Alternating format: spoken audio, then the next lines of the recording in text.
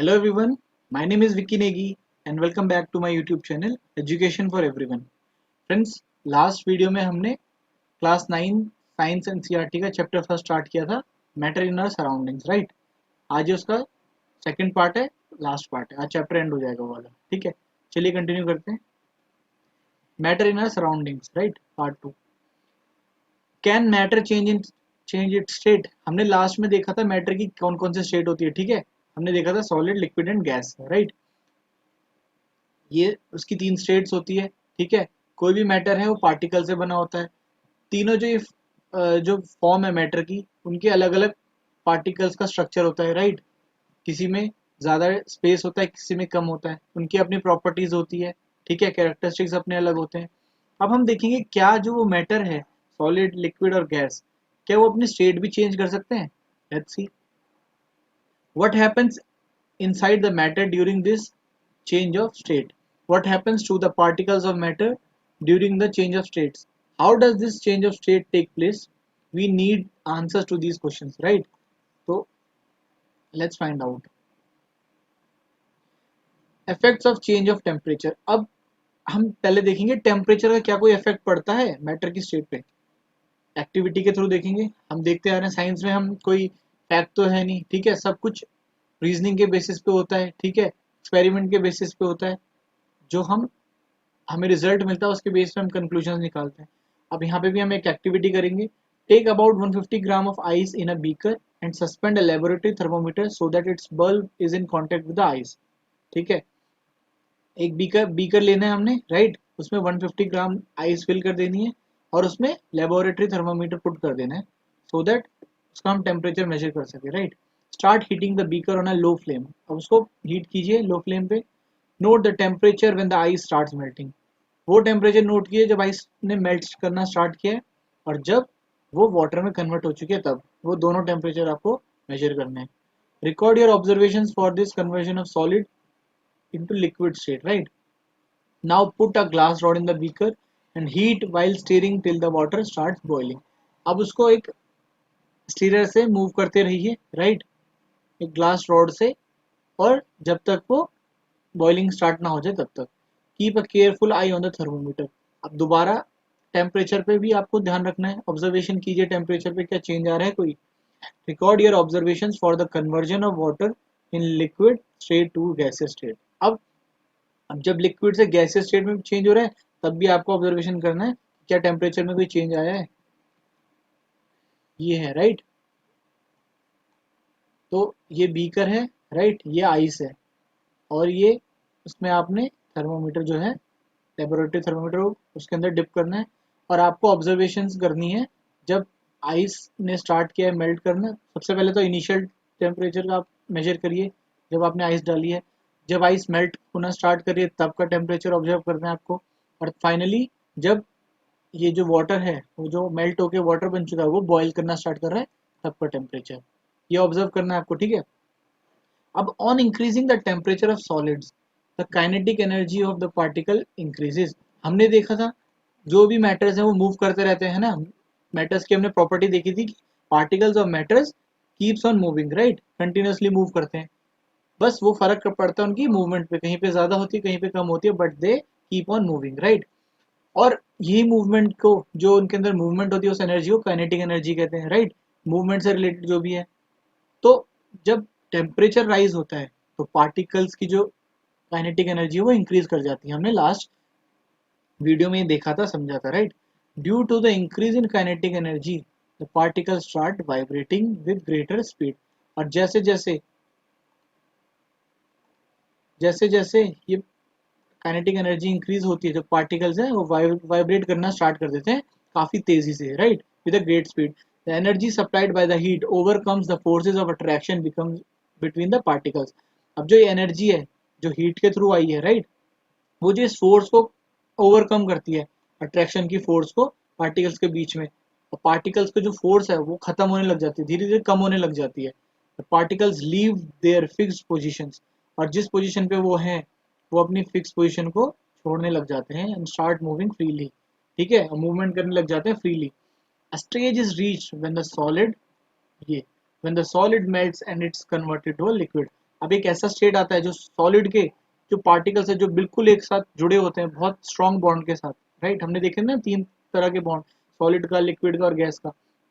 तो सॉलिड का जो बॉन्ड होता है स्ट्रॉन्ग, वो धीरे धीरे वीकन होने लग जाता है, कमजोर होने लग जाता है, और एक दूसरे से पार्टिकल्स फ्री मूव करने लग जाते हैं, and that then the solid melts and it gets converted into liquid, right?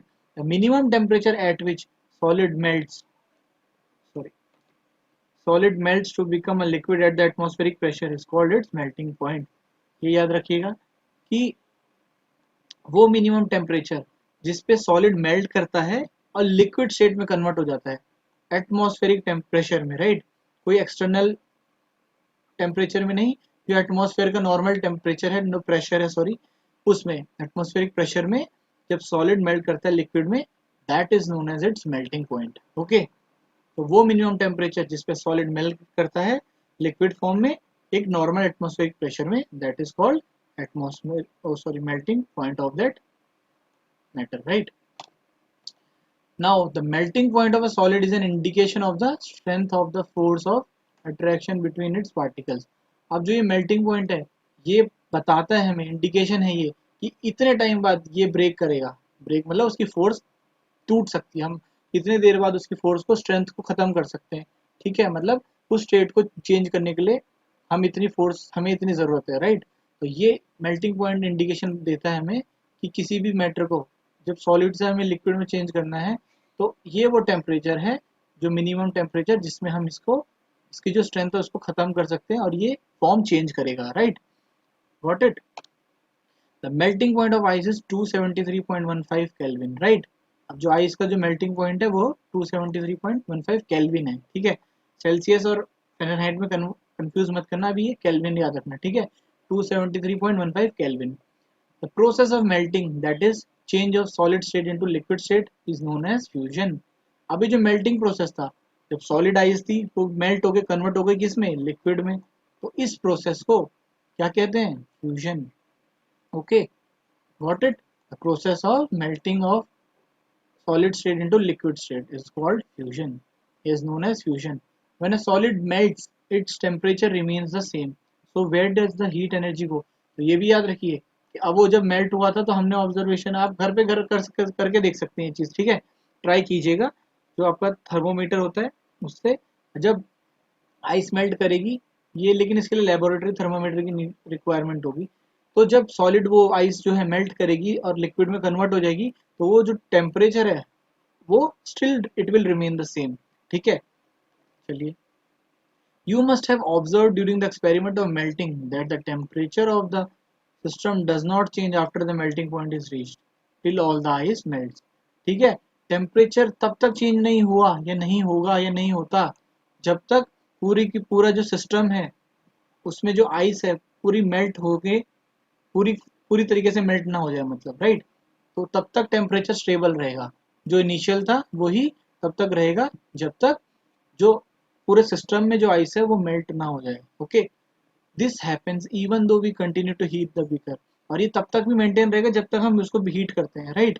Heating का भी कोई इफेक्ट नहीं पड़ेगा, क्यों नहीं पड़ेगा देखते हैं। That is we continue to supply, अगर हम वो आइस को, सॉलिड आइस को मेल्ट करने के लिए हीट भी यूज कर रहे हैं, still the temperature will remain the same और it will remain stable until all the ice get melts, ठीक है, समझ आया। This heat gets used up in changing the state by overcoming the forces of attraction between the particles. अब ये heat use हो चुकी है, राइट। ये हीट उसको हीट करने में नहीं लगी है, उस आइस को मेल्ट करके जो लिक्विड में चेंज हुआ उसको गर्म करने में नहीं यूज हुई है, बट स्टेट को चेंज करने में यूज हो चुकी है ये, ठीक है। टू ओवरकम द फोर्स, वो जो पार्टिकल्स का फोर्स है उसको ओवरकम करने में यूज हुई है, ओके। लेकिन as this heat energy is absorbed by ice without showing any rise in temperature, it is considered that it gets hidden into the contents of the beaker and is known as latent heat. और ये consider करते हैं, ठीक है, ये हम consider करते हैं कि जो हीट है जब वो मेल्ट कर रही है आइस को, राइट, तो वो क्या, वो हीट कहाँ गई है, वो हीट बीकर में हिडन हो गई एक तरह से। जब वो मेल्ट कर रही है उसको, तो वो बीकर में ही एब्जॉर्ब हो चुकी है और बीकर में ही कहीं हिडन है। So that is known as the latent heat. Okay, the word latent means hidden. ठीक है, latent का मतलब ही है hidden, वो छुप गई है कहाँ पे, जिस बीकर में या कंटेनर में वो था उसमें. The amount of heat energy that is required to change 1 kg of solid into liquid at atmospheric pressure at its melting point is known as latent heat of fusion. Fusion हमने process देखा ये ऊपर. Fusion क्या होता है, वो melting point जिसमें एक सॉलिड स्टेट चेंज होती है लिक्विड स्टेट में, उसको फ्यूजन कहते हैं, राइट. तो जो 1 kg सॉलिड है, 1 kg ऑफ सॉलिड, जब हम उसको लिक्विड में कन्वर्ट करेंगे या चेंज करेंगे स्टेट को एटमॉस्फेरिक प्रेशर में, right, at its melting point, उसके मेल्टिंग पॉइंट में.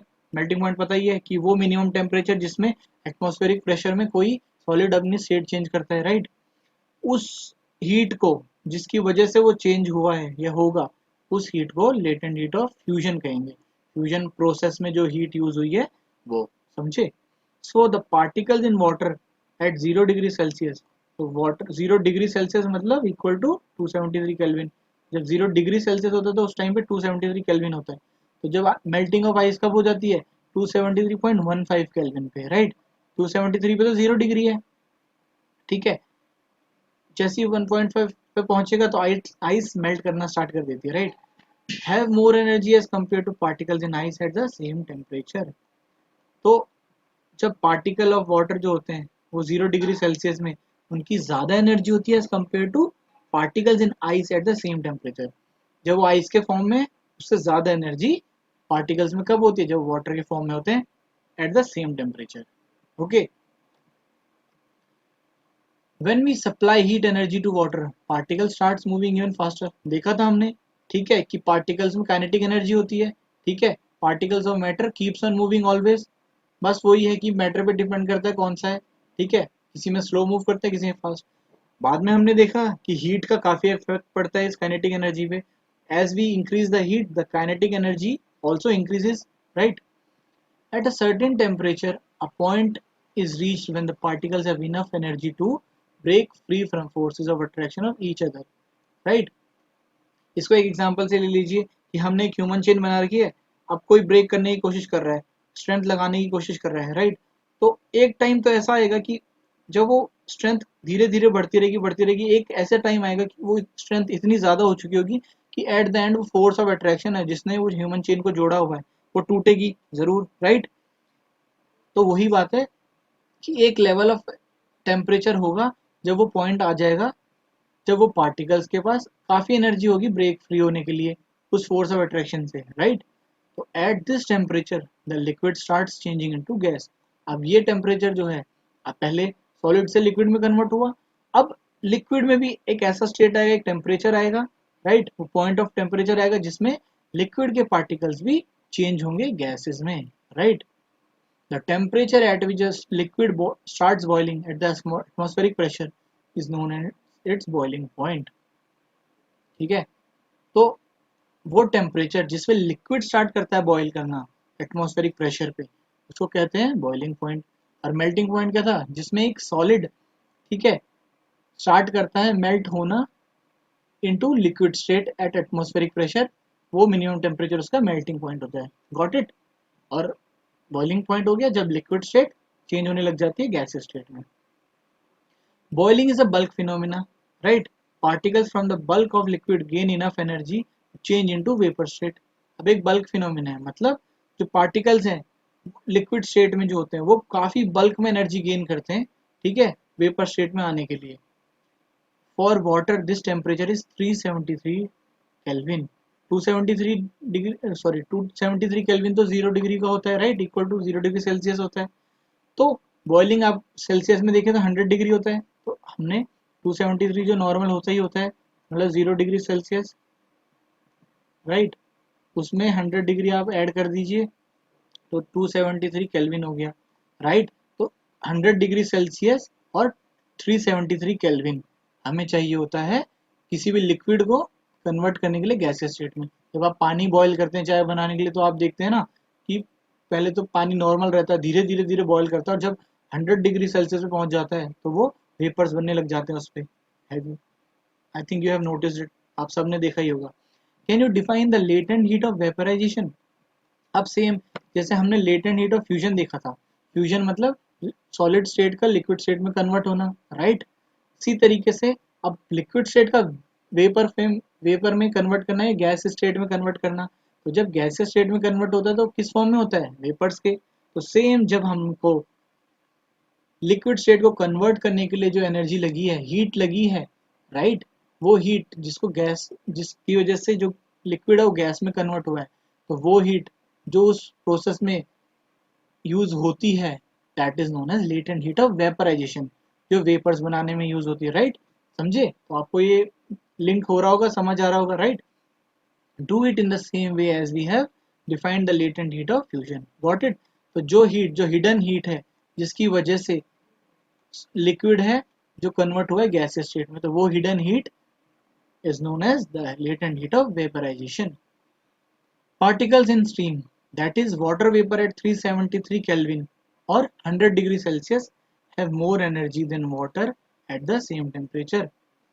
This is because particles in stream have absorbed extra energy in the form of latent heat of vaporization. अब similarly जैसे हमने फ्यूजन के case में देखा था कि जो 0 डिग्री सेल्सियस जो वाटर का टेम्परेचर होगा और जो 0 डिग्री आइस का होगा, तो 0 डिग्री जो वाटर होगा उसके पास ज़्यादा एनर्जी होगी as compare to 0 degree ice. क्यों?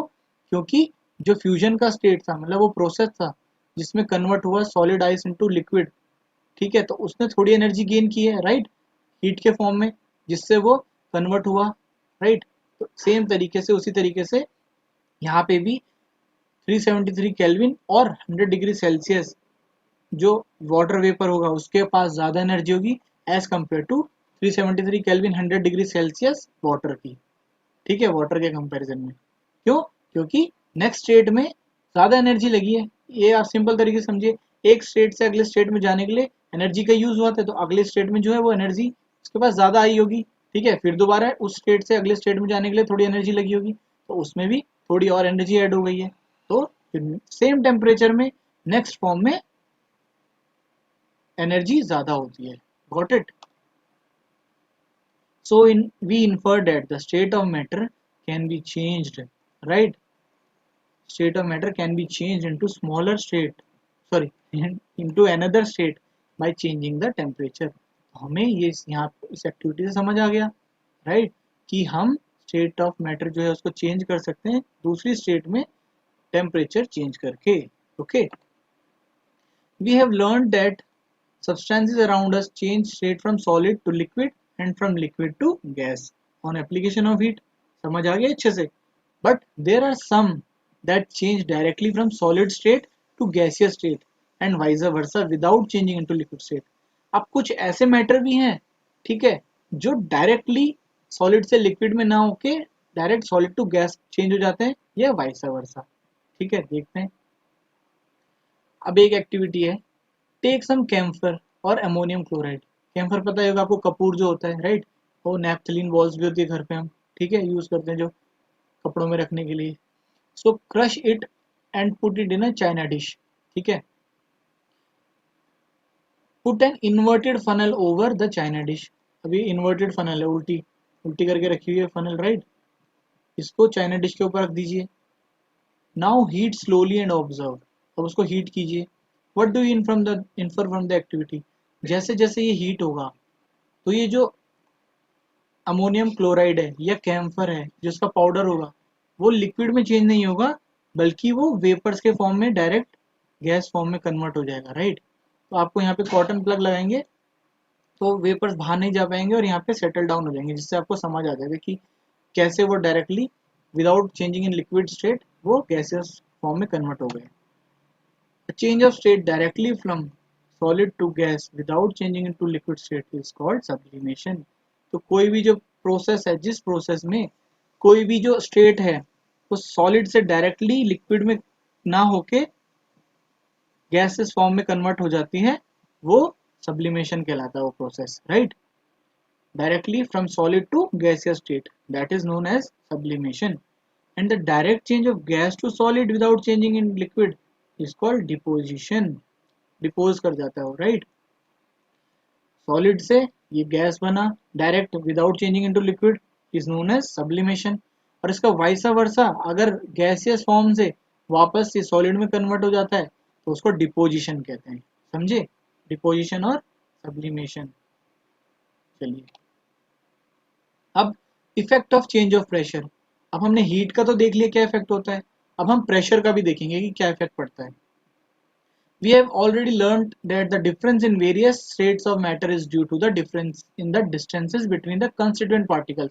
हमने देखा सॉलिड के पार्टिकल्स, लिक्विड के पार्टिकल्स और गैस के पार्टिकल्स में कितना डिफरेंस होता है उनके स्पेस में, उनकी कैरेक्टरिस्टिक्स में, राइट? तो उसकी वजह से जो है डिफ्रेंशिएट करते हैं उनको। What will happen when we start putting pressure and compress a gas enclosed in a cylinder?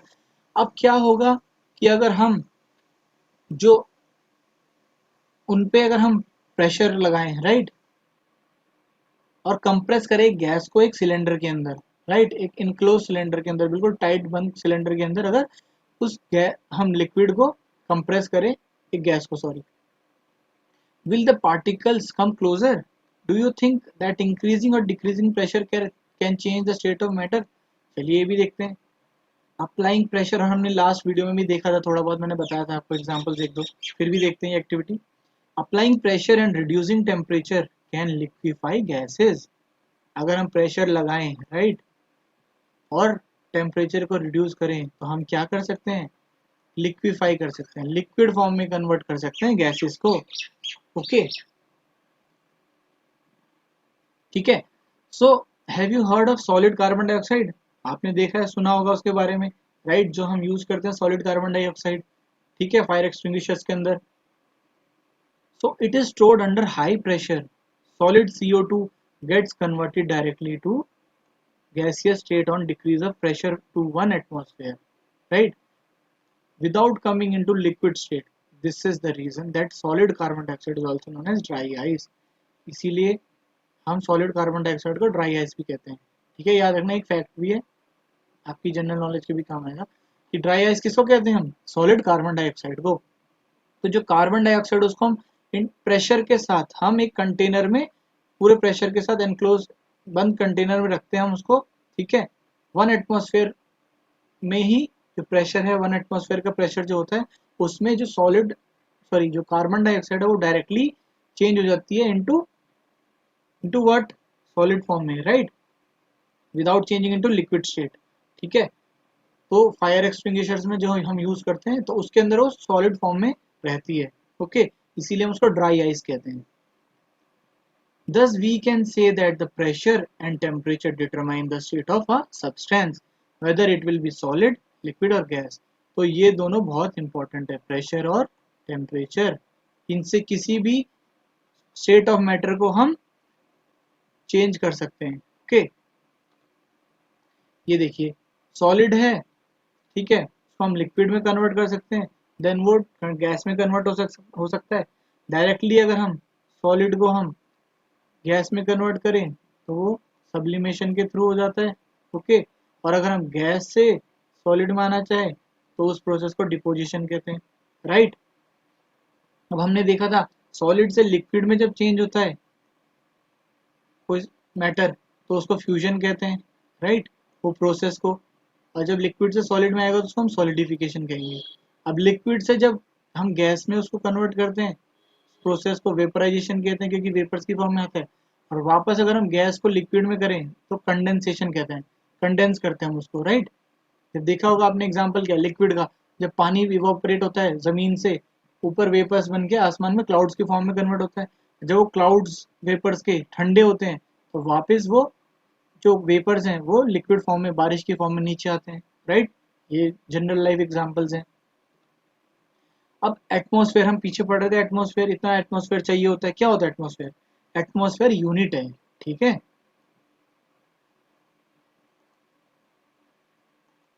Atmosphere जो है वो यूनिट है measuring pressure exerted by a gas. तो जो एक गैस, ठीक है, प्रेशर एक्सर्ट करती है उसको एटमॉस्फेयर कहते हैं। वो यूनिट को, उसकी यूनिट है एटमॉस्फेयर। ओके, कोई भी गैस जो प्रेशर जितना एक्सर्ट करती है, बाहर की फोर्स लगाती है, उसको एटमॉस्फेयर कहते हैं। The unit of pressure is pascal. अब कंफ्यूज मत होइए, प्रेशर जो लगता है, ठीक है, वो प्रेशर की यूनिट को पास्कल कहते हैं, और जो कोई गैस एक्सर्ट करती है प्रेशर, उसको, उसकी यूनिट को एटमॉस्फेयर कहते हैं। ठीक है, 1 atmosphere is equal to, 1 atmosphere मतलब कोई गैस 1 एटमॉस्फेयर का अगर प्रेशर एक्सर्ट कर रही है, मतलब 1.01 इंटू 105 पास्कल का एटमॉस्फेरिक प्रेशर वो गैस एक्सर्ट कर रही है।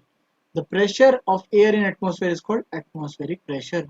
अब जो हवा, राइट, हवा है एटमॉस्फेयर में, वो सारी गैसेस भी प्रेशर एक्सर्ट कर रही है कुछ, राइट, तो वो भी क्या कहलाता है, एटमॉस्फेरिक प्रेशर कहलाता है ना, क्योंकि एटमॉस्फेयर किससे बना हुआ है, गैसेस से बना हुआ है, तो उसके अंदर जो भी गैसेस हैं वो कुछ प्रेशर एक्सर्ट कर रही होंगी, तो वो प्रेशर जो एक्सर्ट हो रहा है एटमॉस्फेयर में, इसको एटमॉस्फेरिक प्रेशर कहा जाता है, right.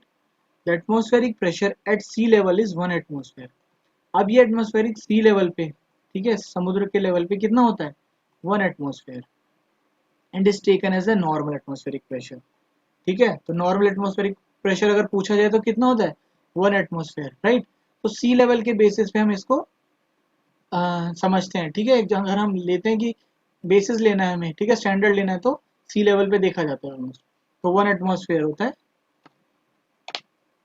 Now evaporation, do we always need to heat or change pressure for changing the state of matter? क्या हमें हमेशा heat or change in pressure करना पड़ेगा किसी स्टेट ऑफ मैटर को चेंज करने के लिए? Can you quote some examples from everyday life where change of state from liquid to vapor takes place without the liquid reaching the boiling point? ठीक है, देखा है आपने कभी ऐसे एग्जांपल की डायरेक्टली जो है स्टेट ऑफ, जो चेंज ऑफ स्टेट हो रहा है, ठीक है, लिक्विड से वेपर में हो रहा है विदाउट कोई हमें उसके टेम्परेचर पहुंचे, विदाउट बॉइलिंग पॉइंट पे पहुंचे हुए। Water when left uncovered slowly changes into vapour, right, wet clothes dry up. What happens to water in above two examples? यहाँ पे क्या होता है, जब हम देखें हम कपड़े सुखाते हैं, राइट, तो कुछ देर में जो पानी होता है, गीले कपड़े होते हैं वो बिल्कुल सूख जाते हैं, पानी कहाँ चला जाता है, वो वेपर्स धीरे धीरे कहाँ चले जाते हैं, ठीक है। हम पानी को अगर खुला छोड़ दें या कहीं फर्श में गिरा होता है, कुछ देर बाद अपने आप ही वो इवापोरेट हो जाता है, राइट। कैसे? We know that particles of matter are always moving and are never at rest. देखा, ये तो हमें पहले ही पता है कि जो पार्टिकल्स ऑफ मैटर वो हमेशा मूव करते हैं, हमेशा, always there is energy in particles of matter, that is known as kinetic energy. जो एनर्जी मूवमेंट से रिलेटेड है वो काइनेटिक एनर्जी होती है। पार्टिकल्स हमेशा मूव करते हैं, कभी भी रेस्ट में नहीं है वो, राइट। तो at a given temperature in any gas, liquid or solid, there are particles with different amount of kinetic energy। ठीक है, किसी भी गिवन टेम्परेचर में, चाहे वो गैस फॉर्म में हो, चाहे लिक्विड फॉर्म में हो, चाहे सॉलिड में, जो पार्टिकल्स है उनकी अलग अलग अमाउंट ऑफ उनके अंदर काइनेटिक एनर्जी होती है। मतलब मूव तो कर रहे हैं ना वो, तो फिर वो स्टेट चेंज कर सकते हैं। ऐसा फिक्स जरूरी नहीं कि जब उन पे हीट हम प्रोड्यूस करें, हीट उनको दें तभी जाके वो होंगे। In the case of liquids, a small fraction of particles at the surface having higher kinetic energy is able to break away from the forces of attraction of other particles and gets converted into vapor। अब liquid के case में क्या है, solid में तो चलो ठीक है, बॉन्ड उनका स्ट्रॉन्ग है तो थोड़ा उनको हीट देनी पड़ेगी, ठीक है, नॉर्मल एटमॉस्फेरिक प्रेशर पे के साथ साथ हमें उनको थोड़ी हीट भी प्रोवाइड करनी पड़ेगी ताकि और तेजी से वो काइनेटिक एनर्जी और पार्टिकल मूव करें और वो बॉन्ड ब्रेक हो पाए। लेकिन लिक्विड के केस में क्या है, एक छोटा सा भी फ्रैक्शन ऑफ पार्टिकल्स का होता है जो सरफेस पे हैविंग हायर काइनेटिक एनर्जी, ठीक है, किसी सरफेस पे जिसपे पार्टिकल्स में हाई एनर्जी है, वो ब्रेक कर लेते हैं, ठीक है, फोर्सेस ऑफ अट्रैक्शन से, ठीक है, और कन्वर्ट हो जाते हैं वेपर में। This phenomena of change of liquid into vapours at any temperature below its boiling point is called evaporation. समझे?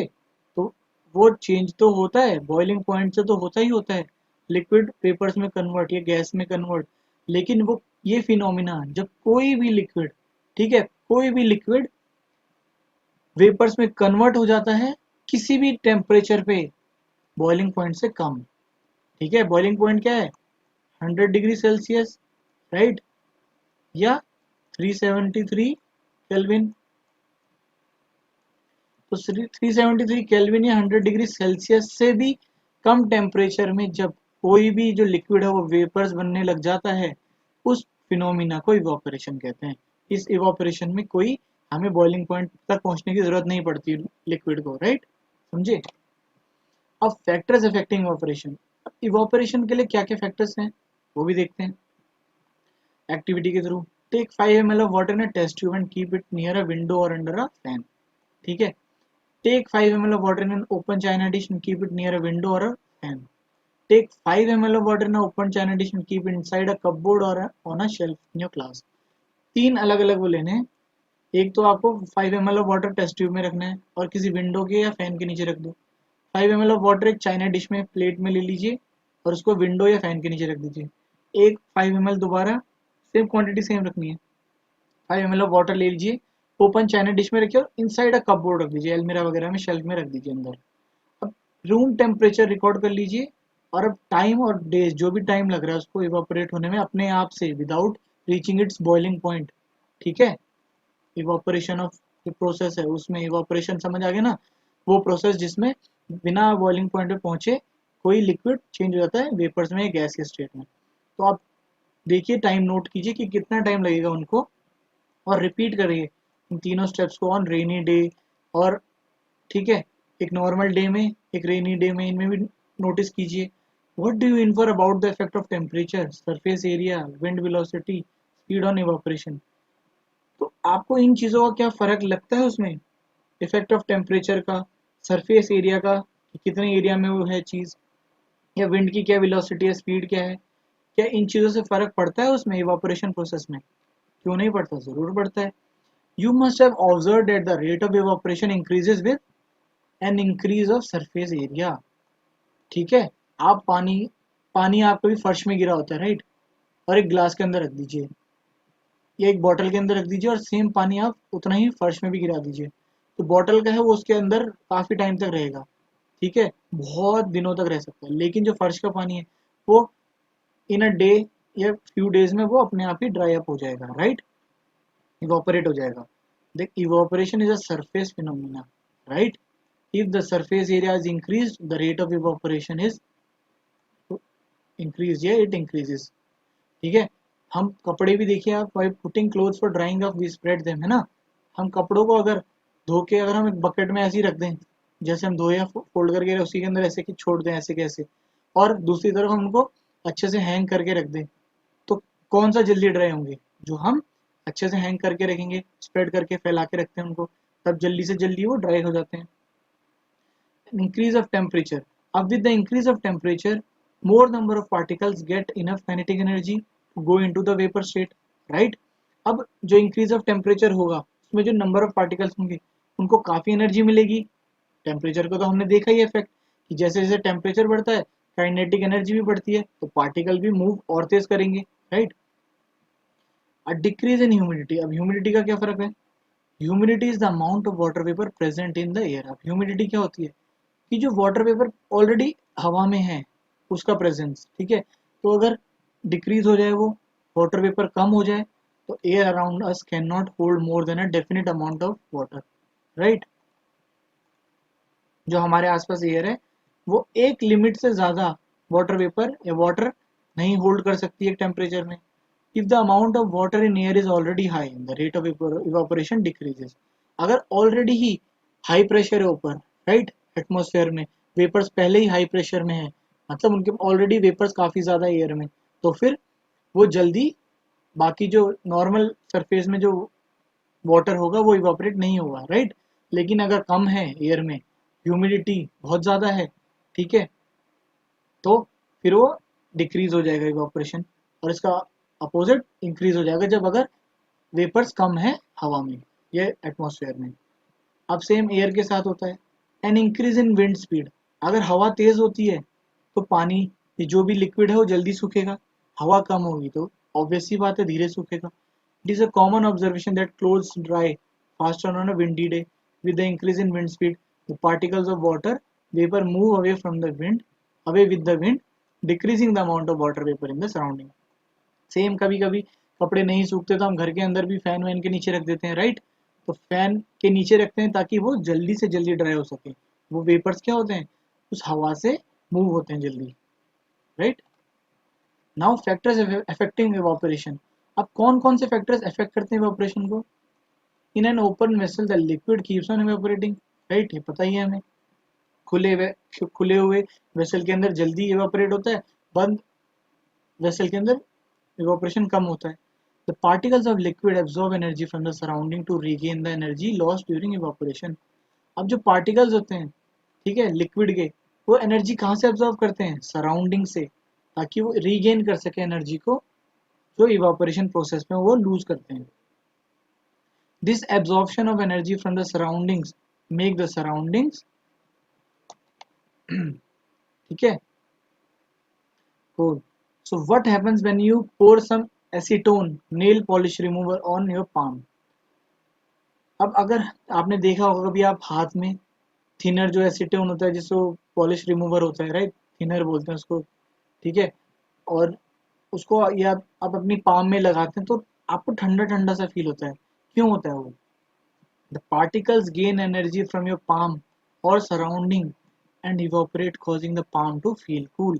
अब जो पार्टिकल्स है वो आपके पाम से एनर्जी गेन करते हैं, राइट, क्या करने के लिए? इवापोरेट करने के लिए, ठीक है, या तो आपकी पाम से या तो सराउंडिंग से एनर्जी लेते हैं और फिर इवापोरेट हो जाते हैं। जैसे वो इवापोरेट होते हैं उससे क्या होता है, वो अपनी एनर्जी को दोबारा गेन भी तो करेंगे, क्योंकि जो एनर्जी यूज हुई है वो उसको दोबारा गेन करना चाहेंगे, तो वो जो दोबारा से एब्जॉर्ब हुई एनर्जी गेन करने की कोशिश करते हैं उसमें क्या होता है, हमारे पाम को एक कूल फील होता है, right. After a hot sunny day people sprinkle water on the roof on or open ground because the large latent heat of evaporation of water helps to cool hot surface, है ना। एक sunny day में क्या होता है, हमारी छत वत पे हम पानी डालते हैं, आपने किया भी होगा ये, तो उससे क्या होता है जो लेटेंट हीट है वो, उसको हम पानी से डालते हैं तो क्या होता है, वो जो लेटेंट छुपी हुई हीट है वेपराइजेशन की, वो सरफेस को कूल करने में हेल्प करती है, ठीक है, वो खुद को वापस अपनी एनर्जी गेन करने में दोबारा से उस प्रोसेस से क्या होता है, वो एक कूल सा इफेक्ट देती है, right. Can you cite some more examples from daily life where we can feel the effect of cooling due to evaporation, ठीक है, जब आपको स्वेटिंग होती है, राइट, तो आप अपने कपड़े रिमूव करते हैं स्वेटिंग के बाद, तो वो जो स्वेट होता है वो जब सूखता है तो आपको एक कूल सा इफेक्ट मिलता है, राइट। ये भी एक एग्जांपल है, लाइव एग्जांपल है, राइट। जब वो आपका स्वेट होता है वो ड्राई होने लग जाता है तो आपको एक ठंडा सा फील होता है ना। Why should we wear cotton clothes in summer? अब हमें कॉटन क्लोथ्स क्यों पहनने चाहिए समर में? During summer we perspire more because of the mechanism of our body which keeps us cool, right. ये भी एक एग्जांपल था, इसीलिए हम कॉटन क्लोथ्स पहनते हैं, ताकि हम जो हमें परस्पायर हो रहे हैं, हम स्वेटिंग कर रहे हैं, तो वो हमारी बॉडी से कूल रहे, right. We know that during evaporation, the particles at the surface of liquid gain energy from the surrounding or body surface and change into vapor. हमने देख ही लिया, इतनी देर से पढ़ते हुए आ रहे हैं कि इवापोरेशन में जो पार्टिकल्स होते हैं वो या तो सरफेस ऑफ द लिक्विड है वो एनर्जी गेन करते हैं तो सराउंडिंग से या बॉडी से, राइट, और वेपर में कन्वर्ट हो जाते हैं। The heat energy equal to the latent heat of vaporisation is absorb from the body leaving the body cool, ठीक है। जो हीट एनर्जी होती है, ठीक है, equal to latent heat of vaporisation, वो एब्जॉर्ब होती है कहाँ से, जो बॉडी लीव कर रही है, ठीक है, जिस बॉडी से वो लीव कर रहा है, और वो बॉडी कूल होती है, right. Cotton being a good absorber of water helps in absorbing the sweat and exposing it to the atmosphere for easy evaporation, right. तो कॉटन होता है गुड एब्जॉर्बर होता है वाटर का, है ना, तो हेल्प करता है एब्जॉर्बिंग द स्वेट, स्वेट को एब्जॉर्ब करता है ना, और जैसे वो एटमॉस्फेयर में आता है वो इवापोरेट होता है आसानी से। अब why do we see water droplets on the outer surface of glass containing ice cold water? हमने देखा होगा हम जब पानी डालते हैं ठंडा या आइस, ठंडा पानी होता है या आइस वाला पानी होता है, तो जो ग्लास होता है, कभी ट्राई कीजिएगा, आपने देखा भी होगा बाहर बाहर उसके चारों तरफ वेपर्स जम जाते हैं, वो क्यों होता है? Let us take some ice cold water in a tumbler, soon we will see water droplets on the outer surface of a tumbler. The water vapor present in the air on coming in contact with a cold glass of water loses energy and gets converted into liquid state which we see as a water droplet, है ना। तो ये क्यों होता है? जो water vapour होता है एयर के अंदर वो कांटेक्ट में आता है ठंडे पानी से, राइट, क्योंकि यहाँ पे एक हाई प्रेशर हो रहा है, यहाँ ठंडा है बहुत, ठीक है, तो जो वो ग्लास ऑफ वाटर है वो लूज करते हैं, वो वेपर्स एनर्जी लूज करते हैं, कौन से, जो एटमॉस्फेयर में है, और वो कन्वर्ट हो जाते हैं लिक्विड स्टेट में, ठीक है, which we see as water droplets, वो वाटर ड्रॉपलेट्स की तरह दिखाई देते हैं हमें। अब कुछ बातें हैं हमें जाननी है, आई होप आपको अभी तक समझ आया है। कुछ और इम्पोर्टेंट बातें हैं जो हमें जाननी ज़रूरी है। Now scientist are talking of 5 states of matter. हमने क्या क्या पढ़ा है, सॉलिड, लिक्विड और गैस। लेकिन साइंटिस्ट, जो हमारे साइंटिस्ट है, वो काफ़ी आगे तक समझ चुके हैं चीज़ों को। तो उन्होंने क्या क्या डिस्कवर कर रखे हैं, plasma and boss Einstein condensate, ये भी फोर्थ और ये फिफ्थ फॉर्म ऑफ पार्टिकल है, राइट, मैटर है।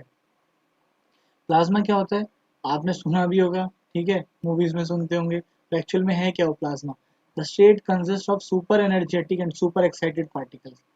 वो फॉर्म है स्टेट मैटर की, वो स्टेट फॉर्म है जिसके जो सुपर एनर्जेटिक होती है, जो सुपर एक्साइटेड पार्टिकल्स होते हैं जिसके, ठीक है, as compare to solid liquid gas, उनके पार्टिकल्स काफ़ी एनर्जेटिक होते हैं और काफ़ी उसमें पार्टिकल्स में काफ़ी तेज मूवमेंट होती है एज कम्पेयर टू बाकी तीन स्टेट ऑफ मैटर से। These particles are in the form of ionised gases. और जो प्लाज्मा होता है उसमें जो पार्टिकल्स होते हैं किस फॉर्म में होते हैं, आयनाइज्ड गैसेस। आयंस क्या होते हैं, चार्ज पार्टिकल्स, राइट। तो आयनाइज्ड गैसेस के फॉर्म में होते हैं, चार्ज गैसेस में होते हैं। द फ्लोरोसेंट ट्यूब आपने देखा होगा, and neon sign bulb consist of plasma. Inside a neon sign bulb, there is neon gas inside a fluorescent tube.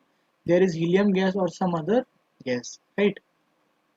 आपने देखा होगा, ठीक है, हमारे पुलिसमैन वगैरह ट्रैफिक्स वगैरह में यूज करते हैं लाइट्स, राइट। तो फ्लोरोसेंट ट्यूब्स होती हैं, उनके अंदर वो लाइट होती है, ठीक है। वो कैसे कैसे ग्लो करती है, क्योंकि उनके अंदर गैस होती है, ठीक है। देयर इज हीलियम गैस और some other gas. The gas gets ionise, उनको आयनाइज किया जाता है, चार्ज होती है वो। That its gets charge when electrical energy flows through it, ठीक है। और वो गैस कब वो ग्लो करती है, जब उनके अंदर इलेक्ट्रिक एनर्जी आती है, ठीक है, चार्ज आता है। तो this charging up creates a plasma glowing inside the tube और बल्ब। तो ये जो चार्ज उनके अंदर आता है उससे वो प्लाज्मा बनता है और वो ग्लो करता है बल्ब या ट्यूब की फॉर्म में, right. The plasma glows with a special colour depending on the nature of gas. अब हमने देखा होगा अलग अलग फॉर्म के वो फ्लोरोसेंट कलर्स होते हैं, ट्यूब्स होती हैं, वो डिपेंड करता है गैस पे, राइट, कि नेचर का गैस क्या है। जैसे sun and the stars glow because of the presence of plasma in them, right. तो सन है और जो अदर स्टार्स हैं वो ग्लो करते हैं क्योंकि हीट एनर्जी है उनके अंदर, राइट, एनर्जी है उनकी। और उनके टेम्परेचर पे डिपेंड करता है और कौन सी गैसेस है उस पर डिपेंड करता है कि वो किस कलर में ग्लो कर रही हैं। तो same the plasma is creating stars because of very high temperature, right? अब बोस आइंस्टीन क्या है, बोस आइंस्टीन कंडेंसेट इन 1920, इंडियन फिजिसिस्ट सत्येंद्र नाथ बोस। हमें प्राउड होना चाहिए कि हमारे जो साइंटिस्ट थे, फिजिसिस्ट थे, Satyendra Nath Bose ji, right, they had discovered it, ठीक है। They they had done some calculations for a fifth state of matter. Building on his calculation, अब उनकी कैलकुलेशन पे एल्बर्ट आइंस्टीन ने क्या प्रिडिक्ट किया, स्टेट ऑफ मैटर, नया state of matter, that is जिसको नाम दिया गया the Bose Einstein condensate, BEC, right. So इसको डिस्कवर किसने किया, इन्वेंट किसने किया, इंडियन फिजिसिस्ट सत्येंद्र नाथ बोस ने originally. In 2001 Eric A Cornell, Wolfgang Ketterle and Carl E. Wieman of USA received the Nobel Prize in Physics for achieving Bose-Einstein condensation. ठीक है? The BEC is formed by cooling a gas of extremely low density, about 100,000th the density of normal air to super low temperatures. ठीक है? तो ऐसे इसको बनाया गया fifth fourth state of matter को, बोस कंडेंसेट को, ठीक है। तो आई होप आपको समझ आया होगा, ये सारा चैप्टर आपको समझ आ गया होगा, ठीक है friends. Thank you, I hope you liked it, ठीक है। Thank you for coming to my channel. If you like the video please please do like and share it, right. और चैनल को ज़रूर सब्सक्राइब कीजिए आप अगर मेरे चैनल पर नए हैं, और लोगों को भी वीडियो शेयर कीजिए and ask them to subscribe the channel and get the knowledge from these videos. Please like share and subscribe, learn and help others to learn. खुद भी सीखिए और ज़रूर शेयर कीजिए वीडियोज़ को, ताकि ये नॉलेज आपके साथ साथ और भी लोग ले सकें और बेनिफिट ले सकें इसका। Thank you, see you in the next video.